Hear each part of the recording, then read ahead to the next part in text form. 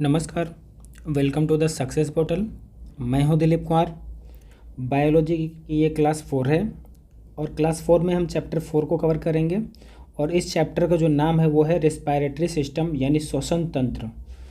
इसमें हम लोग जो है 50 जो है MCQ करेंगे, ठीक है। और ये जो सभी MCQ होंगे वो होंगे PYQ होंगे। जैसा कि हम लोग इस क्लास में कर रहे हैं, जो सभी चैप्टर हैं उन सभी चैप्टरों के जो MCQ के माध्यम से जो है PYQ को कवर कर रहे हैं, ठीक है। जो आपके पेपर के लिए बहुत ही महत्वपूर्ण होगा, क्योंकि PYQ एज इट इज़ उठा के जो है एग्जाम में पूछ लिए जाते हैं, ठीक है। तो इसीलिए हम लोग जो है चैप्टर वाइज PYQ कर रहे हैं और ये जो चैप्टर वाइज PYQ की क्लास 4 है, ठीक है। इससे पहले हम लोगों ने 3 चैप्टर कंप्लीट कर लिए हैं, 3 क्लास, और उनमें हम लोगों ने PYQ को क्वेश्चन किए हुए हैं। तो बढ़ते हैं अपनी क्लास की तरफ और शुरू करते हैं अपने पहले क्वेश्चन के साथ। पहला क्वेश्चन हमारा कह रहा है कि मानव शरीर में ऑक्सीश्वसन कहाँ होता है। ये ग्रुप डी में पूछा गया है। अगर बात करें ऑक्सीश्वसन और अनॉक्सीश्वसन की, तो जो अनॉक्सीश्वसन होता है इसमें हमें ऑक्सीजन की जो है ज़रूरत नहीं होती है, ठीक है। और ये जो श्वसन होता है ये कहाँ पर होता है, तो ये कोशिका द्रव में होता है, जो कि हमारा ऑप्शन नंबर कहाँ दे रखा है, बी में दे रखा है। तो इसका करेक्ट आंसर क्या हो जाएगा, ऑप्शन बी हो जाएगा, ठीक है। तो अगर बात करें अनॉक्सी श्वसन की, तो इसमें क्या होता है, इसमें आपके जो है पायरुवेट अम्ल टूट कर जो है लैक्टिक एसिड में बदलता है, लैक्टिक अम्ल में बदलता है, ठीक है। और जो आपका ऑक्सी श्वसन होता है उसमें क्या होता है, वो ऑक्सीजन की प्रेजेंस में होता है, वो क्या होता है, ऑक्सीजन की प्रेजेंस में होता है। और वही जो पायरुवेट अम्ल होता है वो आगे चल के टूट कर जो है हमें ऊर्जा मिलती है, ठीक है। तो बढ़ते हैं क्वेश्चन नंबर 2 की तरफ। क्वेश्चन नंबर 2 की तरफ बढ़ते हैं। क्वेश्चन नंबर 2 हमारा क्या कर रहा है, निम्न में से कौन से पौधे में श्वसन का अंतिम उत्पाद है, यानी पौधे का जो श्वसन होता है उस श्वसन का अंतिम उत्पाद क्या है हमसे पूछ रहा है। तो अंतिम उत्पाद क्या होगा, तो अंतिम उत्पाद के रूप में हमें कार्बन डाइऑक्साइड प्लस जल और प्लस क्या मिलती है, ऊर्जा यानी एनर्जी मिलती है, ठीक है। कब कैसे मिलती है, जब क्या होता है ग्लूकोज, ग्लूकोज का फॉर्मूला क्या होता है C6H12O6। ये क्या होता है, जब ग्लूकोज टूटता है किसमें, तो ये 3 चीज़ें टूटती हैं इससे, कार्बन डाइऑक्साइड और आपका जल और एनर्जी।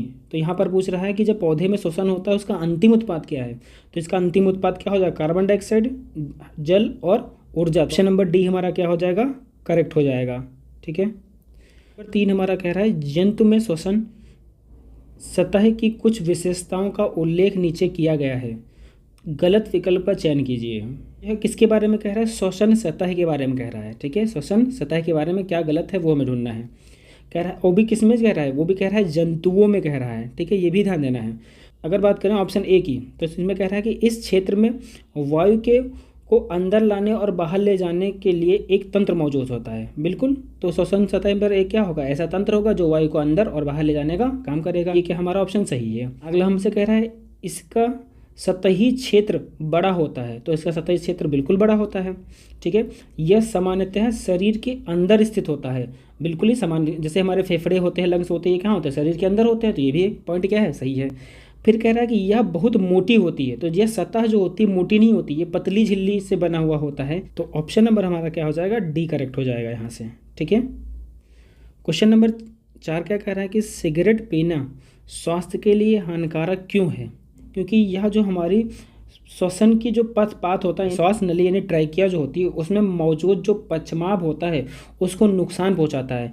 यानी कह सकते हैं हमारी जो ट्रैकिया होती है, ठीक है, ट्रैकिया को क्या करता है, ये नुकसान पहुंचाता है। कौन, जब हम सिगरेट पीते हैं उसमें जो है टार होता है जो हमारी इसको नुकसान पहुंचाता है, ट्रैकिया को। तो इसीलिए हमारा करेक्ट जो आंसर हो जाएगा वो ऑप्शन नंबर डी हो जाएगा, ठीक है। क्वेश्चन नंबर 5 क्या कह रहा है कि श्वसन की दर प्रकाश संश्लेषण की दर से अधिक होने पर पौधे पर क्या प्रभाव पड़ेगा, ठीक है।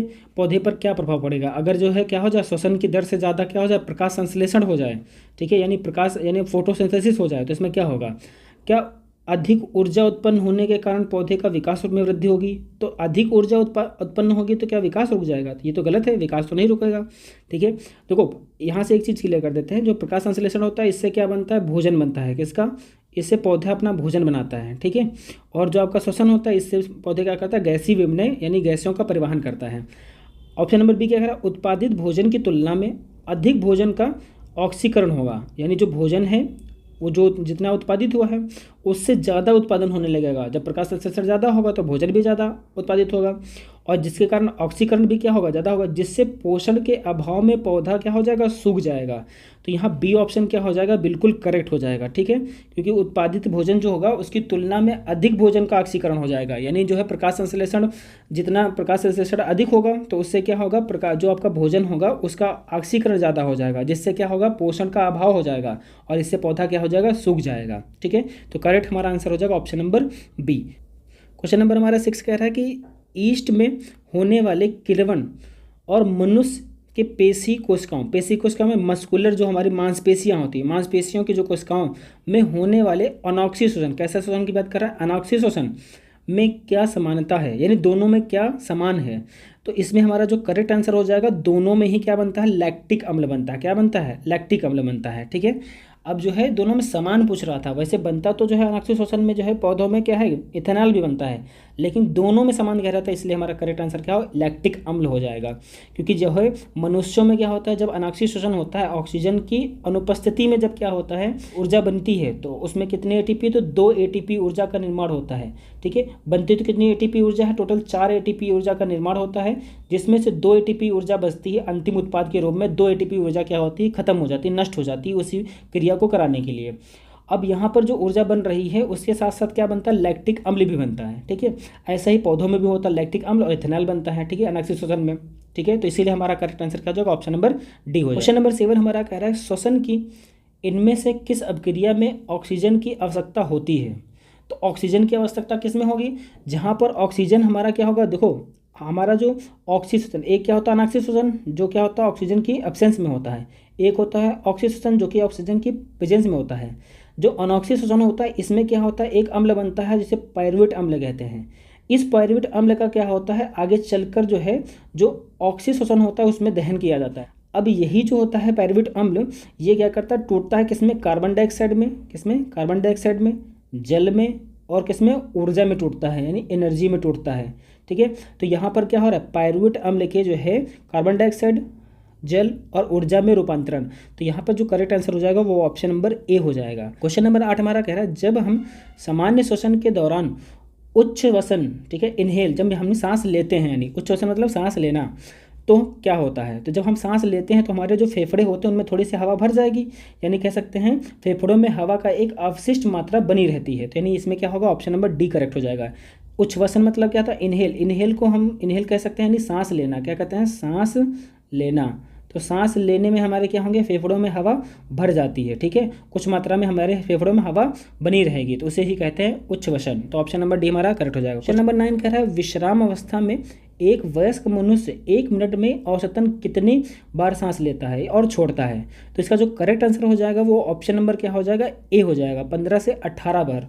ठीक है, लगभग 15 से 18 बार क्या होता है, एक मनुष्य क्या करता है, विश्राम अवस्था में सांस लेता है। क्वेश्चन नंबर 10 कह रहा है कि कुछ मछलियाँ पानी का घूंट लेकर सांस लेती हैं, ये मछलियाँ पानी का घूंट डैड डैज। तो यहाँ क्या पूछना चाह रहा है कि आगे हमें पूछ रहा है, अगर हम बात करें किसकी, मछलियों की। ठीक है, तो मछलियाँ जो होती हैं क्या करती हैं, ऑक्सीजन इनको भी चाहिए सांस लेने के लिए, तो ये क्या करती हैं, जो जल होता है, जल में क्या होता है H2O, इसमें भी ऑक्सीजन है, तो ये जल का संग्रहण करती हैं। जो ऑप्शन सी यहाँ पे करेक्ट है, प्रति मिनट हवा को सांस में लेने वाले जीवों की तुलना में जो है अधिक बार लेती हैं।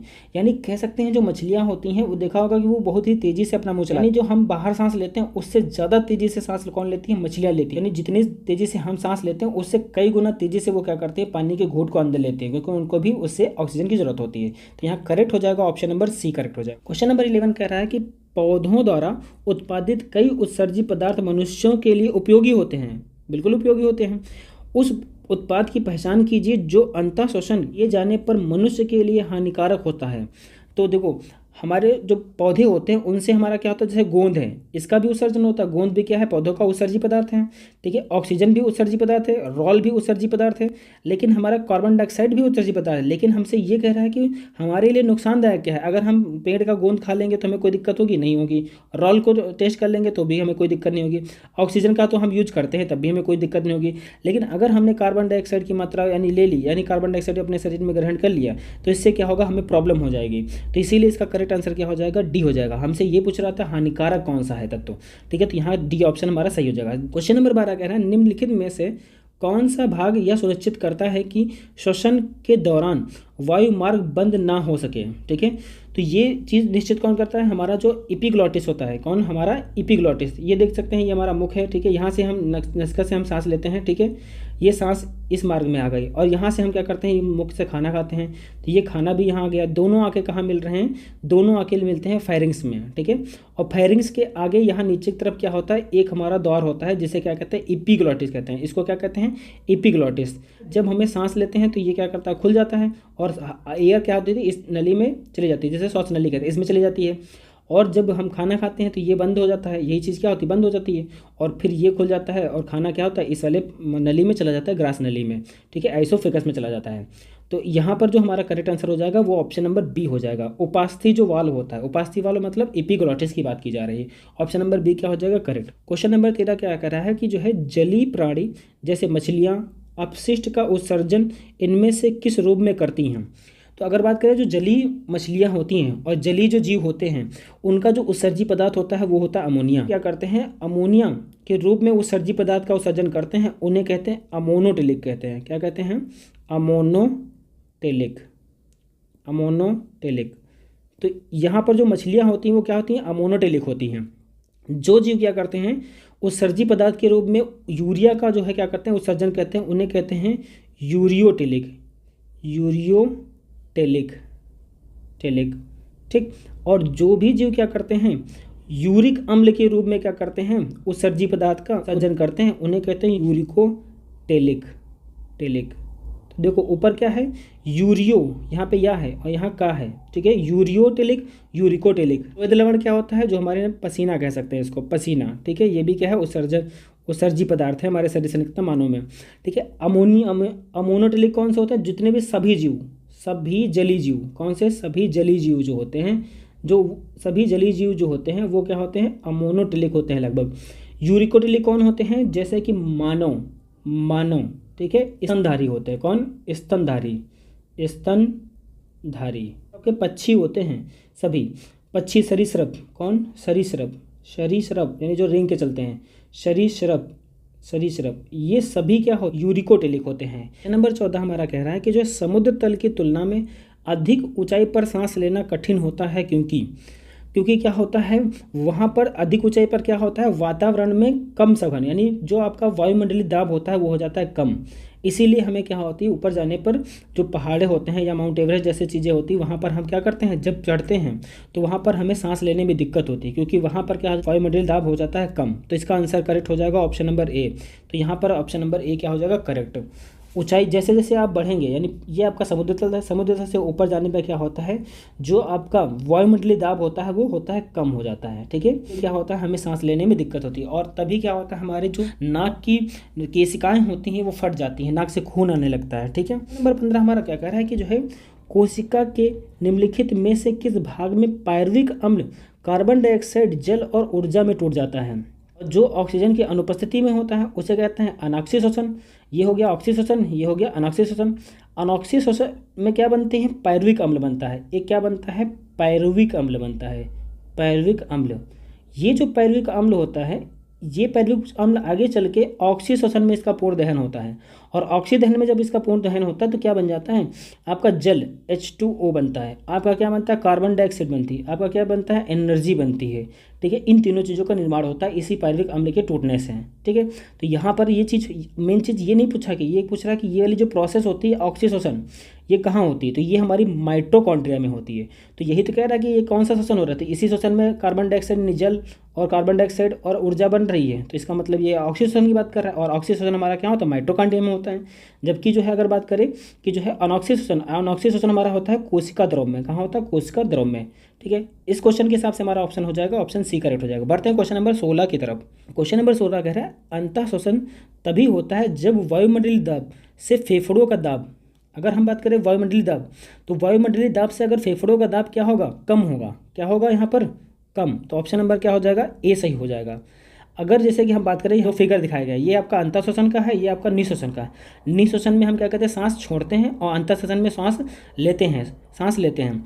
तो देखो, जब हम जैसे यहाँ वायुमंडल ये बाहर है, मान लो सपोज दैट हम क्या करते हैं, यहाँ का जो है जो प्रेशर है वो मान लो 100 mmHg है। ठीक है, 100 mmHg है, और यहाँ फेफड़ों का जो है प्रेशर जो होगा वो क्या होगा 40 mmHg होगा। तो क्या होगा, वायुमंडल की जो एयर होगी वो अंदर तरफ आसानी से आएगी, क्योंकि क्या करते हैं जो ज़्यादा वाली चीज़ होती है वो कम की तरफ चलती है। तो यहाँ पर जब दाब कम होगा फेफड़ों में तो ये एयर क्या होगी, अंदर तरफ आएगी। नहीं, अगर दूसरी चीज़ क्या है, अगर यहाँ पर अगर 100 mmHg का प्रेशर है और बाहर का प्रेशर क्या है 40 mmHg, तो आप सांस खींचेंगे तो सांस इसमें फेफड़ों में आएगी ही नहीं। आप चाहे जितनी कोशिश करेंगे सांस फेफड़ों में आएगी नहीं। इसी कारण जब हम पर्वतों पे जाते हैं तो वहाँ पे ये प्रेशर हो जाता है कम, और जिसके कारण जब हम सांस लेते हैं तो हम जल्दी जल्दी सांस लेना पड़ता है, हमें खींचना पड़ता है सांस को तेज़ी से, तब जाकर वो फेफड़ों में हवा आती है। और अगर ये बाहर क्या हो जाती है, अगर बहुत ही कम हो जाए, हमारे फेफड़ों से भी कम हो जाए, तो फिर हम खींच ही नहीं सकते उसको। ठीक है, तो इसीलिए यहाँ पर करेक्ट आंसर हो जाएगा ऑप्शन नंबर ए सही हो जाएगा। क्वेश्चन नंबर 17 कह रहा है कि डैश वर्णक क्लोरोफिल युक्त प्लास्टिड को क्लोरोप्लास्ट कहा जाता है। तो ये किस को कहते हैं, इसका रंग जो है किस वर्णक को कहते हैं, जो हरा हमारा होता है, कौन सा हरा जो वर्णक होता है उसी को हम क्या कहते हैं, क्लोरोफिल कहते हैं। तो इसका करेक्ट आंसर हो जाएगा ऑप्शन नंबर सी। ये क्लोरोफिल का डायग्राम है। इस क्लोरोफिल में आपको क्या दिख रहा है, क्लोरोप्लास्ट का डीएनए यहाँ पे दिख रहा है। हमने क्या बताया था कि पिछली क्लास में हमने बताया था कि क्लोरोप्लास्ट जो होता है उसमें खुद का डीएनए होता है। देखो यहाँ पर क्लोरोप्लास्ट का खुद का डीएनए है, एक आपका क्लोरोप्लास्ट हो गया, एक आपका माइटोकॉन्ड्रिया। ठीक है, माइटोकॉन्ड्रिया में भी क्या होता है, खुद का डीएनए होता है, एक क्लोरोप्लास्ट में होता है। दो ऐसे कोशिकांग हैं जिनमें खुद का डीएनए होता है। फिर आपको यहाँ पर दिख रहे होंगे स्टोमेटा, क्या दिख रहे होंगे, स्टोमेटा। ये छोटे छोटे जो दिख रहे हैं ये क्या है, स्टोमेटास हैं, छिद्र होते हैं, होल होते हैं जो पत्तियों में, उन्हें कहते हैं स्टोमेटा कहते हैं। फिर इसके नीचे जो ये लेयर दिख रही है जिसके ऊपर ये जो है टेबलेट फॉर्म में कुछ रखे हुए हैं। ठीक है, ये जो टेबलेट फॉर्म में रखे हुए हैं जिसके ऊपर ये जो नीचे की परत है इसको हम क्या कहते हैं, इसको लैमेला बोलते हैं। क्या बोलते हैं, लैमेला बोलते हैं। ठीक है, अब इस पूरे एक जो है, इस पूरे एक को क्या बोलते हैं, ये पूरा जो स्ट्रक्चर दिख रहा है कई सारे टेबलेट फॉर्म में या टायर फॉर्म में रखे हुए हैं, इनको थैलकॉइड बोलते हैं। क्या बोलते हैं, थैलकॉइड बोलते हैं। और एक थैलकॉइड के अंदर कई सारे जो ये दिख रहे हैं इनको ग्रेनम बोलते हैं। ठीक है, ग्रेना या ग्रेनम बोलते हैं। तो थैलकॉइड के अंदर ग्रेनम या ग्रेना होते हैं। तो ये भी याद रखेंगे, क्लोरोप्लास्ट के अंदर एक ग्रेना और थैलकॉइड संरचना पूछ लेते हैं कहाँ पाई जाती है, तो क्लोरोप्लास्ट के अंदर पाई जाती है। ऑप्शन नंबर हमारा सी इसका क्वेश्चन का सही हो जाएगा। बढ़ते हैं क्वेश्चन नंबर 18 की तरफ। नंबर 18 हमारा कह रहा है ग्लूकोज का एक अणु एंजाइम उत्प्रेरक श्रृंखला की अभिक्रिया द्वारा पायरुविक अम्ल 2 अणुओं में टूट जाता है, इस प्रक्रिया को क्या कहते हैं। तो पायरुविक अम्ल जो है किस में टूट जाता है, 2 अणुओं में टूट जाता है। तो इसे हम क्या कहते हैं, ग्लाइकोलिसिस कहते हैं। क्या कहते हैं, इसे ग्लाइकोलिसिस कहते हैं। क्योंकि यहाँ पर जो अनॉक्सिक शोषण होगा, यानी जो ऑक्सीजन के एब्सेंस में हो रहा अनॉक्सिक शोषण, आवयवी शोषण भी कहते हैं इसको। इसमें क्या होगा, जो आपका ग्लूकोज होगा, ग्लूकोज का फॉर्मूला C6H12O6। इसमें क्या होगा, ये जब अनॉक्सिक शोषण होगा तो इसमें जो है जो आपका 2 पायरुविक अम्ल बनेंगे। कितने अणु बनते हैं पायरुविक अम्ल के, तो 2 अणु बनते हैं। किसके बनते हैं 2 अणु, ये बनते हैं पायरुविक अम्ल के बनते हैं, पायरुविक अम्ल के बनते हैं। ठीक है, पायरुविक अम्ल, ठीक है, अम्ल इनके बनते हैं। ठीक है, तो यहाँ पर यही तो कह रहे हैं कि जो है ग्लूकोज का एक अणु, ये ग्लूकोज का एक अणु है, इससे क्या हो रहा है 2 अणु बन रहे हैं, किसके, पायरुविक अम्ल के। तो ऐसे प्रोसेस को हम क्या कहते हैं, ग्लाइकोलिसिस कहते हैं। और यही जो ग्लाइकोलिसिस होता है अनॉक्सिक शोषण होता है। ठीक है, इसी को कहते हैं अनाक्सिक शोषण कहते हैं। तो ऑप्शन नंबर हमारा सी करेक्ट हो जाएगा। ऑप्शन नंबर 19 हमारा कह रहा है कि जो है वायवीय शोषण, वायवीय शोषण का मतलब होता है ऑक्सीशोषण के संदर्भ में निम्नलिखित में से कौन सा कथन सही है। तो इसमें सही कथन पूछ रहा है। तो कह रहा है कि पहला क्वेश्चन, जैसे पहला ऑप्शन क्या कह रहा है, अवायवीय शोषण की तुलना में वायवीय शोषण में कम ऊर्जा मुक्त होती है। बिल्कुल गलत है, क्योंकि जो आपका अवायवीय शोषण होता है इसमें टोटल अगर पूछे कितनी एटीपी बनती है तो 4 एटीपी बनती है। वायवीय शोषण में कितनी बनती है तो 38 एटीपी ऊर्जा का निर्माण होता है। ठीक है, इसमें बचती कितनी है तो 2 एटीपी बचती है। कितनी, 2 एटीपी बचती है। इसमें कितनी बचती है तो इसमें 36 एटीपी बचती है। ठीक है, अंतिम उत्पाद के रूप में। तो किसमें ऊर्जा ज़्यादा बन रही है, वायवीय शोषण में बन रही है। तो ये क्या हो गया, गलत हो गया पहला कथन। फिर कह रहा है वायवीय शोषण की प्रक्रिया केवल कार्बन डाइऑक्साइड मुक्त होती है। तो गलत, कार्बन डाइऑक्साइड नहीं होता है, जल भी होता है, ऊर्जा भी बनती है। तो ये गलत हो गया। फिर कह रहा है कि जो है माइक्रोकॉन्ड्रिया में पायरुवेट के एक अणु के विखंडन के फलस्वरूप जो है कार्बन डाइऑक्साइड ऊर्जा के 3 अणु बनते हैं। तो ये बिल्कुल करेक्ट बात है। ऑप्शन नंबर सी का क्या हो जाएगा, करेक्ट हो जाएगा। क्योंकि हमने क्या बताया था 18 में, हमने ये बताया था कि जो ग्लूकोज के अणु से 2 पायरुवेट अम्ल बनेंगे। अब यही जो पायरुवेट अम्ल हैं आगे चलकर जो है, आगे चल के क्या बनाएंगे, CO2 कार्बन डाइऑक्साइड, जल और जो है एनर्जी बनाएंगे। किस प्रक्रिया में बनाएंगे, यानी ऑक्सीशोषण में बनाएंगे। तो यहाँ पर जो पायरुवेट अम्ल होगा इसके कितने अणु बनते हैं, 3 अणु बनते हैं। तो हमारा आंसर क्या हो जाएगा, ऑप्शन नंबर डी करेक्ट हो जाएगा। ठीक है, क्वेश्चन नंबर 20 हमारा क्या कह रहा है कि जो है मांसपेशियों में ग्लूकोज का अनाक्षी शोषण द्वारा बनता है। तो मांसपेशियों में क्या होता है, जब ग्लूकोज का अनाक्षी शोषण होता है तो हमारा क्या बनता है, लैक्टिक एसिड बनता है। क्या बनता है, लैक्टिक एसिड बनता है। और ये लैक्टिक एसिड जो होता है हमारे जो एथलीट होते हैं जब वो रनिंग करते हैं और ज़्यादा समय तक रनिंग करते हैं तो उनके पैरों में क्या होता है, दर्द होने लगता है। क्यों, क्योंकि जब हमारा क्या होता है, ऑक्सीजन हम पर्याप्त मात्रा में हमारे पैरों के पास पहुंच नहीं पाती है, तो वहाँ की जो मांसपेशियाँ होती हैं वो ऑक्सीजन के अब्सेंस में क्या करती हैं, एनर्जी बनाने लगती हैं, ऊर्जा बनाने लगती हैं।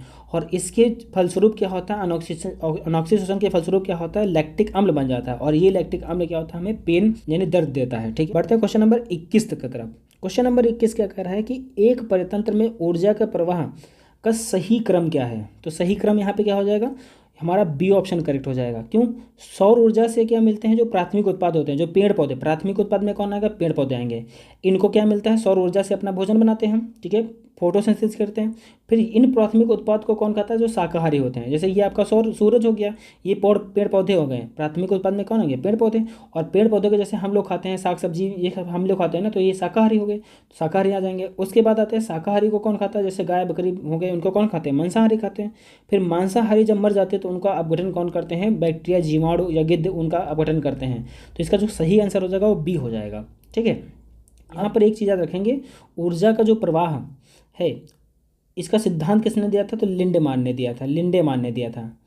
लिंडेमान इन्होंने दिया था ऊर्जा का सिद्धांत। इन्होंने कहा था कि जो है 10% ऊर्जा ही अगले चरण में जाती है, 10% ऊर्जा ही अगले चरण में पहुंच पाती है। जैसे मान लो सूर्य से हमने कितनी 100% एनर्जी मिली, किसको, पौधों को मिली। ठीक है, सूर्य से पौधों ने 100% एनर्जी ली, तो 100% एनर्जी के बाद जब शाकाहारी के पास जाएगी तो इसका 10% जाएगा, इसका 10% कितना हो जाएगा, 10 हो जाएगा। तो 10% शाकाहारियों के पास पहुँच पाएगा। फिर शाकाहारियों को जो खाएंगे मांसाहारी, उनके पास कितनी पहुँच पाएगी, इसका 10% पहुँच पाएगी। इसका 10% कितना हो जाएगा, 1 हो जाएगा, तो 1% ही ऊर्जा पहुँचेगी। ठीक है, इस प्रकार से जो है यानी क्या होता है, अगले चरण में 10% ऊर्जा पहुँच पाती है। 90% ऊर्जा का क्या हो जाता है, ह्रास हो जाता है।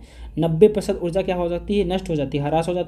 10% ऊर्जा अगले चरण में पहुंच पाती है। क्वेश्चन नंबर हमारा 22 कह रहा है, पहले चरण के आरंभ में ऑक्सी शोषण और अनाक्षी शोषण के दौरान उत्पन्न उभयनिष्ठ उत्पाद कौन सा है। तो देखो ये अभी ऐसे ही क्वेश्चन हमने किया था, दोनों में पूछा था क्या होना चाहिए, उभयनिष्ठ होना चाहिए। यहाँ भी वही चीज़ पूछ रहा है, तो दोनों में क्या बनता है, पायरविक अम्ल बनेगा। ठीक है, तो ऑप्शन नंबर बी हमारा क्या हो जाएगा, करेक्ट हो जाएगा। क्वेश्चन नंबर हमारा 22, यहाँ पे 22 की जगह 23 होगा। ठीक है, नंबरिंग थोड़ा गलत हो गई, यहाँ पे 23 होगा, आगे वाला 24 होगा। ठीक है, तो नंबर से कोई मैटर नहीं करता है। ठीक है, नंबर तो आगे पीछे हो जाएंगे, क्वेश्चन में कोई दिक्कत नहीं है। ठीक है, तो यहाँ हमारा क्या कह रहा है कि क्वेश्चन नंबर क्या कह रहा है कि जो है अगला निम्न में से कौन सा जो है अपने आप, ठीक है, संतुलित भोजन, ठीक है, अपने आप संतुलित भोजन है और इसे किशोरों के लिए अच्छा माना जाता है। संतुलित भोजन यानी बैलेंस्ड डाइट की बात कर रहा है। ठीक है, बैलेंस्ड डाइट। तो बैलेंस जो डाइट होती है वो क्या होती है, उसे दूध को कहते हैं। दूध में क्या होता है, प्रोटीन भी है, विटामिन भी है। ठीक है, और कार्बोहाइड्रेट भी है, शर्करा। ठीक है, तो इसलिए इसे हम क्या मानते हैं, इसे हम मानते हैं बैलेंस डाइट। बैलेंस डाइट क्या होती है, ऐसी डाइट जिसमें कार्बोहाइड्रेट भी हो, ठीक है, प्रोटीन भी हो, ठीक है, विटामिन भी हो, और जो है आपका क्या हो, आपका मिनरल्स भी हों कुछ। ठीक है, मिनरल्स भी हों, प्रोटीन, कार्बोहाइड्रेट, विटामिन। ठीक है, ये सभी चीज़ें जिसमें मौजूद होती हैं उसे हम क्या कहते हैं, बैलेंस डाइट कहते हैं। क्वेश्चन नंबर हमारा 23 कह रहा है कि जो है निम्न में से किसी श्वसन दर सबसे तेज होती है। तो मछलियों की श्वसन तंत्र क्या होती है, सबसे तेज होगी। ऑप्शन नंबर हमारा बी करेक्ट हो जाएगा। अभी हमने बताया था मनुष्य या जानवर या जंतु जो बाहर पृथ्वी पर रहते हैं उनसे ज़्यादा तेज कौन सांस लेता है, मछलियाँ लेती हैं। इसका करेक्ट आंसर हो जाएगा ऑप्शन नंबर बी। ठीक है, अब बात करें मनुष्य, तो मनुष्य के अंदर कितने जो है फेफड़े होते हैं, 2 होते हैं। ठीक है, मनुष्य के अंदर हृदय जो होता है उसमें कितने चैम्बर होते हैं, 4 चैम्बर होते हैं। कितने चैम्बर होते हैं, 4 चैम्बर होते हैं। मछलियों में कितने होते हैं, 2 होते हैं। मछलियों में कितने होते हैं, 2 होते हैं। ठीक है, कबूतर यानी पक्षी है तो इसमें भी कितने होंगे, 4 होंगे। कबूतर में कितने होंगे, 4। हमारा हाथी है, ये भी क्या है, स्तनधारी है। स्तनधारी होगा तो इसमें भी 4 चैम्बर होंगे। हृदय की बात कर रहे हैं तो मनुष्य के हृदय में 4 चैम्बर, मछलियों में 2, हाथी में 4, कबूतर में 4। ठीक है, बढ़ते हैं क्वेश्चन नंबर 24 की तरफ। क्वेश्चन नंबर 24 हमारा कह रहा है गोलकृमि, इनमें से कौन सा तंत्र मौजूद नहीं होता है। जो गोलकृमि होती हैं इन्हें नीमोटैड कहते हैं। ठीक है, इनमें कौन सा तंत्र नहीं होता है, इसमें पाचन तंत्र होता है। एनटीपीसी में पूछा गया क्वेश्चन, बिल्कुल होता है। प्रजनन तंत्र होता है, उत्सर्जन तंत्र होता है, बिल्कुल। इसमें क्या नहीं होता, श्वसन तंत्र नहीं होता, इनमें श्वसन तंत्र मौजूद नहीं होता है। इसका करेक्ट आंसर हो जाएगा ऑप्शन नंबर बी हो जाएगा। क्वेश्चन नंबर 25 में देखो डायग्राम दिया हुआ है। अब जो आपका ग्रुप डी होता है उसमें डायग्राम देकर क्वेश्चन पूछ लेता है कि ये बताओ जो है ये ए क्या है, बी क्या है, ऐसा क्वेश्चन पूछता है। तो यहाँ कह रहा है नीचे दिए गए मानव श्वसन तंत्र में भागों के विकल्प में दिए गए के अनुसार ए बी सी अक्षरों द्वारा नामांकित किया गया है, तो सही विकल्प का पहचान कीजिए। तो जो हमारा ए है, ये हमारा ए है, ठीक है, और ये हमारा यहाँ पर बी है, और ये हमारा सी है।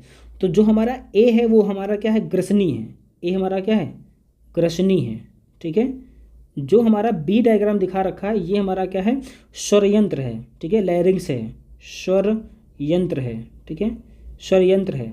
और जो हमारा सी दिखा रखा है ये क्या है, ये हमारा श्वासनली ट्रैकिया है। श्वासनली कह सकते हैं या ट्रैकिया कह सकते हैं, श्वासनली है, ठीक है, श्वासनली है। पहला हमारा क्या है, ग्रसनी है, यानी ए हमारा ग्रसनी है, बी हमारा क्या है, षड्यंत्र है, और सी हमारा क्या है, श्वासनली है। तो यही ऑप्शन हमें ढूंढना है, जो इसमें दिया होगा वही हमारा करेक्ट होगा, ठीक है। तो देखते हैं ऑप्शन देख लेते हैं। तो ऑप्शन यहाँ देखेंगे तो ए हमारा क्या था, ग्रसनी, ठीक है, बी हमारा क्या था, षड्यंत्र, ठीक है, सी हमारा क्या था, श्वासनली, ठीक है। तो यही हमारा ए ऑप्शन क्या हो जाएगा, पहला ही सही हो जाएगा। क्वेश्चन नंबर 26 हमारा कह रहा है अनाक्षी श्वसन में दिए गए चरणों को पूरा कीजिए। तो जो है ग्लूकोज क्या करेगा, ग्लूकोज हमारा टूटेगा और टूट के क्या बनाएगा, कार्बन डाइऑक्साइड बनाएगा, बिल्कुल बनाएगा, ऊर्जा बनाएगा, बिल्कुल बनाएगा। और ये है अनाक्षी श्वसन। ऑक्सीजन होता है तो यहाँ तो क्या बन जाता है, जल बन जाता है, लेकिन यहाँ पे क्या है, अनाक्षी श्वसन है तो यहाँ क्या बन जाएगा, एथेनॉल बन जाएगा। तो यहाँ पर आपका क्या हो जाएगा, C2H5OH। तो यहाँ ऑप्शन नंबर हमारा बी सही हो जाएगा। क्वेश्चन नंबर 27 हमारा क्या कर रहा है कि जो जलीय जीव हैं उनकी श्वसन की दर स्थलीय जीवों की श्वसन की दर की तुलना में बहुत तेज होती, क्यों, ऐसा क्यों होता है। तो ऐसा इसलिए होता है कि जो जल होती है उस जल में क्या होता है, कार्बन डाइऑक्साइड की मात्रा कम होने के कारण, बिल्कुल कार्बन डाइऑक्साइड का हमारा कोई मतलब नहीं है। जल में जो है ऑक्सीजन की मात्रा कम होने के कारण, बिल्कुल यही सही हो जाएगा हमारा।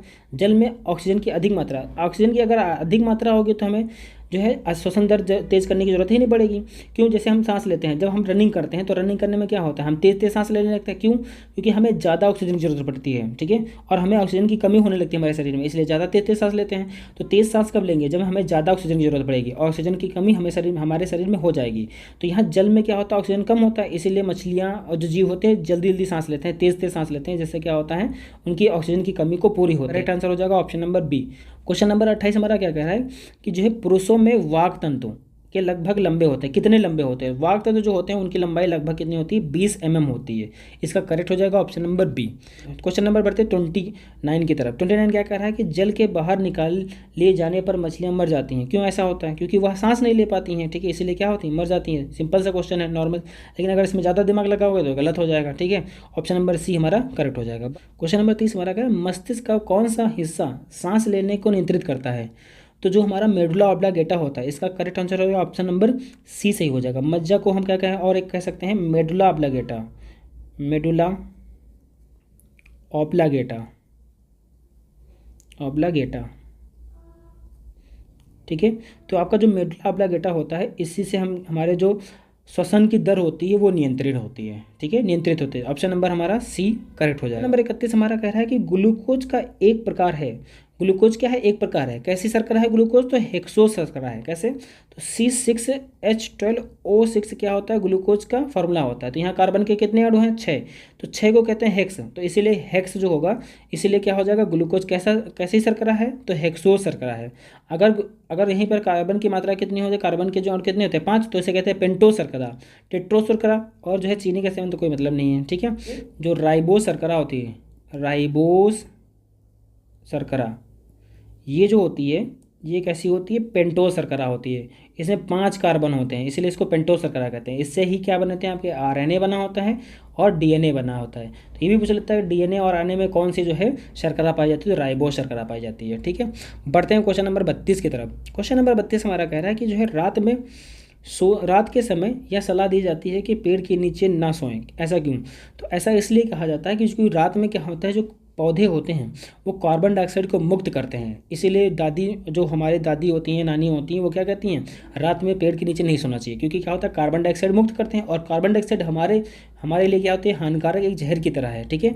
इसीलिए इसका करेक्ट आंसर क्या हो जाएगा, ऑप्शन नंबर सी सही हो जाएगा। कार्बन डाइऑक्साइड की मात्रा मुक्त करते हैं, इसलिए कार्बन डाइऑक्साइड को भी हमने क्या बताया था, कार्बन डाइऑक्साइड जो होती है इसकी जो शुष्क कार्बन डाइऑक्साइड का इस्तेमाल करते हैं, आपके जो अग्निशमन यंत्र होते हैं उसमें करते हैं। क्वेश्चन नंबर 33 हमारा कह रहा है कि जो है क्लेमाइडोमोनास जैसे कई एक कोष की शैवाल जल में रहते हैं वे श्वसन के लिए ऑक्सीजन कैसे ग्रहण करते हैं। ऑप्शन ए कह रहा है कि जो वे प्रकाश संश्लेषण के द्वारा उत्पन्न ऑक्सीजन, तो जल में रह रहा है, प्रकाश संश्लेषण का कोई मतलब नहीं है। इनमें जो है गैसों को ग्रहण करने के लिए छोटे छोटे श्वास रंध्र होते हैं, ये तो पत्तियों में होते हैं, ये भी गलत है।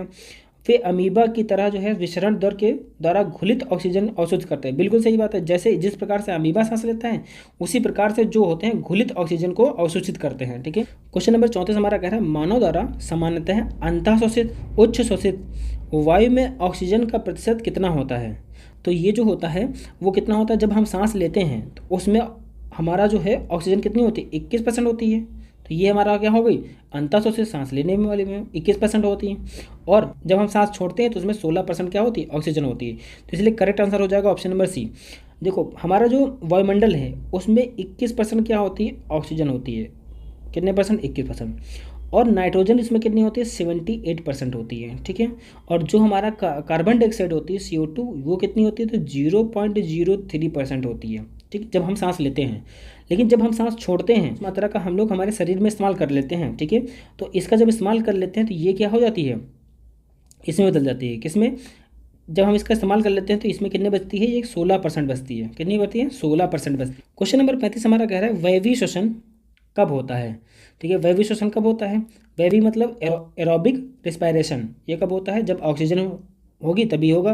तो यहाँ पर क्या हो, ऑक्सीजन की उपस्थिति में होगा। तो ऑप्शन नंबर डी क्या हो जाएगा, सही हो जाएगा। ऑक्सीजन का उपयोग करके ग्लूकोज का विघटन करना ही क्या कहलाता है, वायवीय श्वसन कहलाता है। क्या होता है यहाँ पर, ग्लूकोज C6H12O6, ठीक है, किसकी प्रेजेंस में, ऑक्सीजन के साथ, ऑक्सीजन को मिलाकर क्या बना लेते हैं, आपका जो है कार्बन डाइऑक्साइड, जल, ठीक है, और क्या बना लेते हैं, आपका एनर्जी यानी ATP का निर्माण होता है। ये आपकी रिएक्शन होती है। यहाँ पर ग्लूकोज किसकी प्रेजेंस में टूटता है, ऑक्सीजन की प्रेजेंस में टूटता है।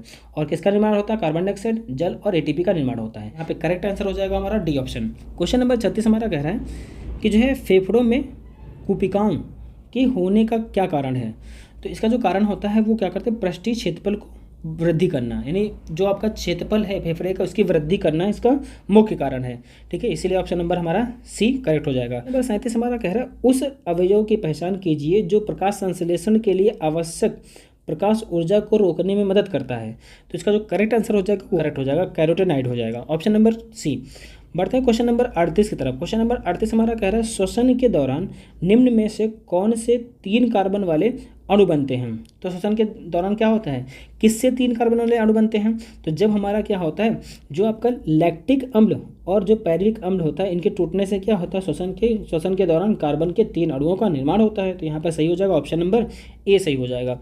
क्वेश्चन नंबर 39 कह रहा है अनंत की माँ ने उसे रात में पेड़ के नीचे नहीं सोने की सलाह दी क्योंकि पेड़ रात में क्या छोड़ते हैं, तो यहाँ कार्बन डाइऑक्साइड छोड़ते हैं। अभी हमने क्वेश्चन किया है, ठीक है, दोबारा रिपीट हुआ। देखो ये सेशनल में भी पूछा गया, पहले यहाँ पर ग्रुप डी में पूछा गया था शायद, ठीक है, अभी यहाँ पर किसमें, सेशनल में पूछा गया है। तो देखो ये क्या होता है, PYQ रिपीट होते रहते हैं, ठीक है, इसीलिए हम PYQ क्लास कर रहे हैं ताकि आपके जो है बहुत सारे चैप्टर्स और बहुत सारे जो MCQ होते हैं वो कवर हो जाए। नंबर 40 हमारा कह रहा है श्वसन के दौरान पत्तियों के किस भाग में प्रचुर मात्रा में गैसीय विनिमय होता है। तो गैसीय विनिमय कहाँ होता है, रंध्र में होता है। जो छोटे छोटे स्टोमेटा होते हैं, जैसे आपकी ये लीफ है, ठीक है, ये आपकी क्या है, लीफ है। इस लीफ में क्या हो जाएगा, छोटे छोटे क्या होंगे, स्टोमेटा होंगे, छिद्र होते हैं। इसके पीछे जब पलट के देखोगे तो छोटे छोटे छिद्र होंगे, वही क्या कहलाते हैं, रंध्र कहलाते हैं। तो correct answer option number B हो जाएगा। क्वेश्चन नंबर 41 कह रहा है मानव जैसे कुछ जीवों के हृदय में ऑक्सीजन रहित रक्त को ऑक्सीजन युक्त रक्त से पृथक क्यों रखा जाता है। तो इसका कारण है हमारे शरीर के तापमान को स्थिर बनाए रखने के लिए हम जो है जो ऑक्सीजन युक्त और ऑक्सीजन रहित जो रक्त होता है उसको अलग रखते हैं शरीर के तापमान को बनाए रखने के लिए। ऑप्शन नंबर डी हमारा करेक्ट हो जाएगा। बढ़ते हैं क्वेश्चन नंबर 42 कह रहा है अभी पैदा हुए बच्चे की श्वसन दर उतनी ही होती है, कितनी होती है, तो 32 बार प्रति मिनट होती है। जो अभी तुरंत पैदा होता हुआ बच्चा उसकी सांस क्या होती है, बहुत तेज होती है, तो 32 मिनट प्रति बार होती है। बढ़ते हैं क्वेश्चन नंबर जो है 43 की तरफ। क्वेश्चन नंबर 43 हमारा कह रहा है कि एल्वेलाई मानव शरीर के निम्नलिखित में से किस प्रणाली से संबंधित है। तो एल्वेलाई जो होते हैं वो कहाँ किससे संबंधित, श्वसन प्रणाली से। ऑप्शन नंबर डी क्या हो जाएगा, करेक्ट हो जाएगा। जैसे कि ये हमारा क्या है, तो श्वास नली है। इस श्वास नली से क्या होते हैं, जो 2 आपके ब्रोंकाई निकलती हैं, ठीक है, ये आपके क्या हो गए, फेफड़ा हो गया, ये आपके क्या हो गए, फेफड़े हो गए। इन फेफड़ों में क्या होता है, छोटे छोटे बहुत सारे एल्वेलाई लगे होते हैं, बहुत सारे क्या होते हैं, बॉल जैसे स्ट्रक्चर होते हैं, बॉल जैसे एक टेक्सचर होते हैं, बॉल जैसी संरचना होती है, इन्हीं को हम क्या कहते हैं, एल्वेलाई कहते हैं। तो ये कहाँ पाई जाती है, हमारे फेफड़ों में पाई जाती है। ये संरचना कहाँ पाई जाती है, फेफड़ों में पाई जाती है। ऑप्शन नंबर डी हमारा क्या हो जाएगा, सही हो जाएगा। फेफड़े किसका हिस्सा है, श्वसन तंत्र का, इसीलिए ऑप्शन नंबर डी हमारा करेक्ट हो जाएगा। हमारा कह रहा है श्वसन यानी ब्रीथिंग, लार श्रवण और जो है क्रमानुकंचन जैसी अनैच्छिक क्रियाएं द्वारा नियंत्रित होती हैं। तो ये जो नियंत्रित होती हैं वो किससे, मेरु शीर्ष से। श्वसन हो आपका लार या फिर आपका क्रमानुकुंचन, जो हमारे जब हम खाना खाते हैं तो हमारी जो ग्रासनी होती है उससे जब भोजन नीचे जाता है उससे कहते हैं क्रमानुकंचन, उस प्रोसेस को कहते हैं। तो ये जितनी इच्छाएं, ये जो जितनी भी क्रियाएं होती है अनैच्छिक, इन सब का जो है संचालन कहाँ से होता है, तो मेडुला ऑब्लांगेटा यानी मेरु शीर्ष से होता है। ऑप्शन नंबर हमारा ए करेक्ट हो जाएगा। अभी इसकी हमने बात की थी। तो बढ़ते हैं क्वेश्चन नंबर 45 की तरफ। क्वेश्चन नंबर 45 हमारा कह रहा है कि जो है श्वसन तंत्र का वह कौन सा भाग है जो वायु मार्ग को नष्ट होने से रोकता है। तो इसका मतलब हमारा क्या हो जाएगा, ऑप्शन नंबर उपास्थि के छल्ले, जो हमारा ट्रैकिया होता है, ठीक है, जो हमारा क्या होता है, ट्रैकिया होता है, उस ट्रैकिया, जैसे ये हमारे क्या है, श्वास नली है, ये श्वास नली, इस श्वास नली के ऊपर जो क्या होंगे, उपास्थि होगी, यानी आपका हड्डियों का एक कार्टिलेज होगा, हड्डियों का एक समूह होगा, इसी को क्या कहते हैं हम, उपास्थि के छल्ले कहते हैं, ठीक है, कार्टिलेज कहते हैं, जो हमारा श्वास नली को बाहरी आघातों से रक्षा करता है, ठीक है। क्वेश्चन नंबर 46 हमारा कह रहा है इनमें से केचुए का श्वसन अंग है। तो केचुए का जो श्वसन अंग होता है वो क्या होते हैं, त्वचा होती है। ऑप्शन नंबर हमारा बी सही हो जाएगा। केचुआ जो होता है उसका श्वसन अंग क्या होता है, त्वचा होती है। ऑप्शन नंबर बी क्या हो जाएगा, करेक्ट हो जाएगा। बढ़ते हैं क्वेश्चन नंबर जो है 47 की तरफ। क्वेश्चन नंबर 47 हमारा कह रहा है फेफड़ों का अध्ययन क्या कहलाता है। तो फेफड़ों का अध्ययन क्या कहलाता है, पल्मोलॉजी कहलाता है, ठीक है। ऑप्शन नंबर हमारा ए क्या हो जाएगा, करेक्ट हो जाएगा यहाँ से, ठीक है। बढ़ते हैं जो है, अच्छा यहाँ से देख लेंगे हेपेटोलॉजी, ये किसका अध्ययन कहलाता है, जो ये लीवर होता है, लीवर का जो अध्ययन होता है उससे क्या कहते हैं, हेपेटोलॉजी कहलाते हैं, ठीक है। हेपेटाइटिस जो बीमारी होती है ए बी, वो किस में होती है, यकृत में होती है, इसीलिए हेपेटो जो होता है साइंस में लीवर को हेपेटो कहते हैं, इसलिए हेपेटोलॉजी किससे संबंधित है, लीवर से। कार्डियोलॉजी कहाँ पर होती है, हार्ट, जो हार्ट होता है उसकी जो अध्ययन कहलाता है वो कार्डियोलॉजी। नेफ्रोलॉजी जो किडनी होती है, किडनी का अध्ययन क्या कहलाता है, किडनी का अध्ययन कहलाता है आपका नेफ्रोलॉजी कहलाता है, ठीक है। बढ़ते हैं क्वेश्चन नंबर जो है 48 की तरफ। क्वेश्चन नंबर 48 हमारा कहता है डैश श्वसन एक ऐसी प्रक्रिया है जिसमें जीव ऑक्सीजन की अनुपस्थिति में ऊर्जा उत्पन्न करते हैं, ठीक है। तो ऑक्सीजन की अनुपस्थिति में कह रहा है, तो ऐसी प्रक्रिया को क्या कहते हैं, अवयवी श्वसन कहेंगे, अभी हमने बात की है, ठीक है। RPA में पूछा गया है। बढ़ते हैं क्वेश्चन नंबर जो है 49 की तरफ। क्वेश्चन नंबर 49 हमारा कह रहा है कि जो है मनुष्य में पाए जाने वाले श्वसन पिगमेंट क्या है। तो श्वसन पिगमेंट हमारा क्या होता है, हीमोग्लोबिन होता है मनुष्य में, ठीक है। हीमोग्लोबिन क्या होता है, जो हमारा रक्त होता है, रक्त में जो आपके RBC होती है, इस RBC में एक वर्णक पाया जाता है जिसे कहते हैं हीमोग्लोबिन कहते हैं। यही हीमोग्लोबिन क्या करता है, ऑक्सीजन को लेकर जाता है, परिवहन करता है। तो हीमोग्लोबिन जब ऑक्सीजन के साथ मिला हुआ होता है तो इसे ऑक्सी हीमोग्लोबिन कहते हैं। जब जिसमें ऑक्सीजन की मात्रा कम होगी तो इसे अनऑक्सी हीमोग्लोबिन कहते हैं, ठीक है। क्लोरोफिल क्या है, हमने बताया ही अभी कि ये क्या करता है, पत्तियों में पाया जाता है, हरे रंग के लिए जिम्मेदार है और ये भोजन बनाने का काम करता है पत्तियों में। मेलेनिन क्या होता है, ये हमारे शरीर की जो त्वचा होती है उसके रंग देने के लिए जिम्मेदार है, ठीक है। बढ़ते हैं क्वेश्चन नंबर 50 की तरफ। क्वेश्चन नंबर 50 ये हमारा अंतिम क्वेश्चन है, ठीक है। क्वेश्चन नंबर 50 कह रहा है मेढक में मानव की तरह ही एक जोड़ी फेफड़े होते हैं लेकिन वह अपने डैश ये से भी श्वसन करता है। यानी जो आपका मेढक होता है वो क्या करता है, उसके पास फेफड़े हैं, फेफड़ों से भी सांस लेता है, लेकिन उसके अलावा और कहाँ से सांस लेता है, तो वो जो है आपकी त्वचा से भी सांस लेता है। अगर जो है मेढक की बात करें तो मेढक की कुछ कंडीशन है। अगर वो बच्चा है, बच्चा मतलब टैडपोल, मेढक के बच्चों को क्या कहते हैं, टैडपोल कहते हैं, टैडपोल, ठीक है। अगर वो टैडपोल है तो वो सांस कैसे लेगा, गिल्स के माध्यम से, मछली की तरह होता है इसलिए टैडपोल गिल्स मछली की तरह होता है, इसीलिए वो किससे सांस लेगा, गिल्स से, यानी क्लोम से सांस लेता है। जब मेढक क्या होता है, वयस्क होता है, वयस्क, तो वो 2 तरीके से सांस लेता है, एक या तो फेफड़े से लेगा यानी लंग्स से लेगा, या तो स्किन से लेगा, ठीक है। लंग्स से कब लेगा, जब भूमि पर होगा, और स्किन से कब लेगा, जब भूमि के अंदर होता है तब वो स्किन से लेता है, ठीक है। इसका करेक्ट आंसर हो जाएगा ऑप्शन नंबर डी, जो आर्द्र और श्लेष्मी त्वचा होती है उससे क्या करता है, ये सांस लेता है, ठीक है। इसी के साथ हमारे क्या होते हैं, सभी क्वेश्चन खत्म होते हैं। आपको वीडियो पसंद आया है तो वीडियो को लाइक करें, ठीक है, कमेंट करें, शेयर करें और हमारे चैनल को सब्सक्राइब ना भूलें, ठीक है। Thank you.